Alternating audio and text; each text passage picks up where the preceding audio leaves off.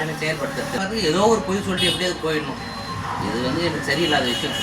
ஸ்டாலினும் சரி, எடப்பாடி பழனிசாமியும் சரி, இருக்கிற அரசியல் பிஜேபியும் சரி, நம்ம தற்கொலை அரசியல் பேசுகிற விஜயும் சரி. ஒரு இன்னொரு விஷயம் என்னென்னா, இப்போ வந்து ஒரு சிபிஐ விசாரணைக்கு உன்னை கூட்டின்னு போய்க்கிறாங்க. ஒரு வாய் திறந்தே பேச மாட்டேற, உனக்கே வாய் திறந்து பேச மாட்டேற, எங்களுக்காக எப்படி வாய் திறந்து பேசுவேன்? ஒரியா களத்தில் இறங்கியாச்சு. நிறைய விஷயங்கள் அவர் தான் வந்து அங்கே போராட்டம் பண்ணுறோம், இங்கே போராட்டம் பண்ணுறோன்னு பண்ணுறாரு. அந்த போராட்டத்தில் எங்கே போராட்டம் பண்ணுறாரு? ஒரு ஏங்க உன் மாநாட்டில் வந்து உன் போராட்டத்தில் வந்து 41 பேர் சாவறாங்க. விஜய் இதை சேர்க்கல. ஏன்னா அவர் எங்கேயும் போராட்டம் பண்ணதான் நான் இது வரைக்கும் நான் காதலை கேட்டதும் கிடையாது, நான் பார்த்ததும் கிடையாது. நான் கேட்டது என்னன்னாக்கா, இப்போ எடப்பாடியாரில் தான் அங்கங்கே நிறைய விஷயங்களுக்கு எல்லா இடத்துலையும் வந்து நான் அதை பண்ணியிருக்கேன், இதை பண்ணியிருக்கேன். எங்கே போகிறாரு? இந்த மழைக்கு ஸ்டாலின், நான் பெருமையாக பேசலை, நான் எந்த கட்சி சாராதம் தான். ஸ்டாலின் வேட்டியை தூக்கி கட்டிக்கின்னு போய் களத்தில் இறங்கி இப்போ கூட வேளச்சேரி மழை நீரில் நிற்கிறாரு.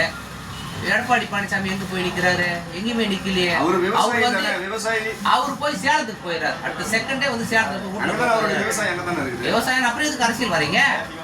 விவசாயம் பண்ண விவசாயத்தை போய் பார்க்கணும். அப்புறம் எதுக்கு அரசியல் வந்து பேச வரீங்க? விவசாயி அப்படின்னு சொல்லிட்டு எல்லாரோட கூட அவர் பேசிட்டு இருக்காரு. சீமா வந்து பச்சை துண்டு கட்டிக்கிறாரு. அவரு நான் விவசாயம் பணமாக்கல ஏறாரு.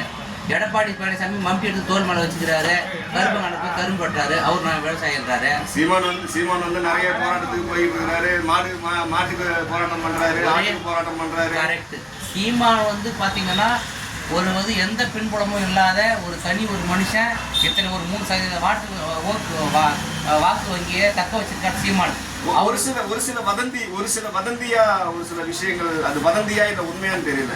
அவருடைய மனைவிக்கு இப்போ இருக்கக்கூடிய சொந்த பாதுகாக்கிறதுனால அவர் அந்த மாதிரி கல்யாணம் பண்ணிக்கிட்டு, சின்ன பொண்ணை கல்யாணம் பண்ணிக்கிட்டு, இத்தனை 62 வயசு இருக்கிற ஒருத்தர் இந்த மாதிரி கல்யாணம் பண்ணிக்கிட்டு அவங்களுடைய அந்த ஒய்ஃபோடைய சொத்தை பாதுகாக்கிறதுக்காக தான் அவர் போய் அந்த அவர் பின்புலன் இல்லைன்னு சொல்றீங்க. ஆனால் அவருக்கு இவ்வளோ பெரிய பின்புலன் இருக்குதுன்னு சொல்றாங்க. கரெக்டு தானே?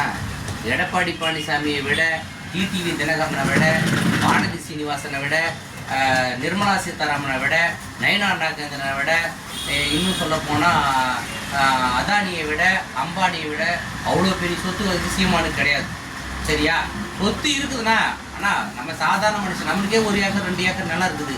நாம் சொத்து வச்சுக்கணும். அது பெரிய சொத்துன்னா சீமான் வந்து அதாவது சொத்தை பாதுகாக்கல. உண்மையாகவே தமிழ் இனத்துக்கு பாடுபடுற ஒரே தலைவன் சீமான். அதில் எந்த மாற்றுக்கிறதும் கிடையாது. அதாவது பேச்சாலேயே கூட சரி. ஆனால் ஏங்க எவ்வளோ பேர் நிகழ்ச்சி நீங்கள் ஒரு ஆளுங்கட்சி நீங்கள் லைவ் போடுறீங்க. அவர் சொல்கிறாரு நான் கருப்பங்காட்டில் 23 வயசு பொண்ணை கற்பழிச்சிட்டுனான்னு சொல்கிறாரு. அதுக்கு வந்து லைவ் எடுக்கிறீங்க, டிவியில் லைவ் போடுறீங்க. உங்களை மாதிரி செய்தியாளருங்க, நாங்கள் தப்பு சொல்ல வரல. இவ்வளோ பிரச்சனை உள்ள விஷயத்த கோர்ட்டே போய் திருப்பி அனுப்பி முடிக்குது.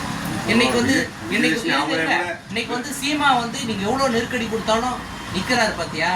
அதான் சீமா. இல்லை, நான் நிற்கிறத பற்றிலாம் நான் எந்த விதமான இதுவும் நான் சொல்லலை. அவர் நிற்கிறாரு. அவர் வந்து இப்போ மிகப்பெரிய பின்புலன் இல்லாமல் இருந்தாலும் அவருடைய செயல்பாடுகள்லாம் நல்லா இருக்குதுங்கிறத நான் ஏற்றுக்கிறேன். நான் மாட்டெல்லாம் சொல்லலை.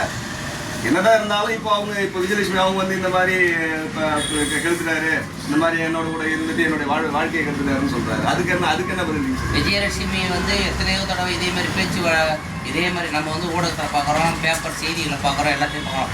இதே விஜயலட்சுமியை வந்து ஃபஸ்ட்டு வந்து காவல் அலுவலகத்தில் வந்து பெட்டிஷன் கொடுக்குறாங்க. அதை வந்து திரும்பி பேசி பணத்தை வாங்கின்னு சமாதானம் போடுறாங்க. ஆளுங்கட்சியும் எதிர்கட்சியும் கிளப்பி விடுறது தான் நான் இப்போ விஜயலட்சுமி. அவங்க தனிப்பட்ட செயல்படல. சீரியஸாக பேசுகிற விஷயத்த உடனே இன்னைக்கு சமாதானம் ஆகிட்டு போயிட்டாங்கண்ணா விஜயலட்சுமி. திரும்ப வந்து வேற ஒரு துணை நடிகை மூலயமா பேசி அதை சரி கட்டுறாங்கண்ணா. இது எல்லாருக்கும் தெரிஞ்ச விஷயம்னா. இப்போ என்னன்னா, இப்போ ஆளுங்கட்சி வந்து இது பண்ணிட்டாங்க, சூழ்ச்சி பண்ணிட்டாங்க. அது யாரும் ஆளுங்கட்சி சைட்லேயே தான் ஒழுங்கு இல்லை. ஆளுங்கட்சி சைட்லேயே தான் நிறைய பிரச்சனை இருக்குது. குடும்பத்திலே பற்றி நிறைய 5 பேர் இருக்கிற ஒரு குடும்பத்திலே நம்மளால் அண்ணன் ஒரு பக்கம் போகிறான், தம்பி ஒரு பக்கம் போகிறான், தங்கச்சி ஒரு பக்கம் போகுது, அப்பா ஒரு பக்கம் போகிறான். ஆளுங்கட்சின்னா குறை சொல்லத்தான் ஆகணும், குறை சொல்கிறது தான் இருக்கிறீங்க. ஆனால் ஆளுங்கட்சின்னா ஏன்னா சில சிக்கல்லாம் நிகழத்தானே செய்யும். கரண்ட்டுனா ஷாக் அடிக்கும் தான், ஒரே ரூமில் தான் லைட் எரியும். அதனால் சிக்கல்ல எங்கேயோ ஒரு பக்கத்தை வச்சு அதை பெருசாக எடுத்துக்க முடியாதுண்ணா. இவ்வளோ பெரிய பறந்து இருந்த தமிழகத்தில் இங்கேருந்து கன்னியாகுமரி, இந்த பக்கம் கேரளா, இந்த பக்கம் ஆந்திரா, இந்த பக்கம் தெலுங்கானா சூழ்ந்துள்ள ஒரு தமிழகத்தை ஒரு ஒற்றை முதல்வர் எப்படின்னா சரி கட்டிடலாமா? எங்கேயோ ஒரு கொள்ளை கற்பழிப்பு நடக்குது, அதெல்லாம் எடுத்துமே பெருசாக எடுத்து பேச முடியாது. அவங்க குடும்பத்தில் இருக்கக்கூடிய பற்றியே வந்து ஒரு சில பேச்சுகள் பேசப்படுது. அதுதானே நான் உங்கள்கிட்ட கேட்குறேன். அதாவது ஏதாவது ஒரு வேறு உண்மையெல்லாம் சொல்ல முடியாது.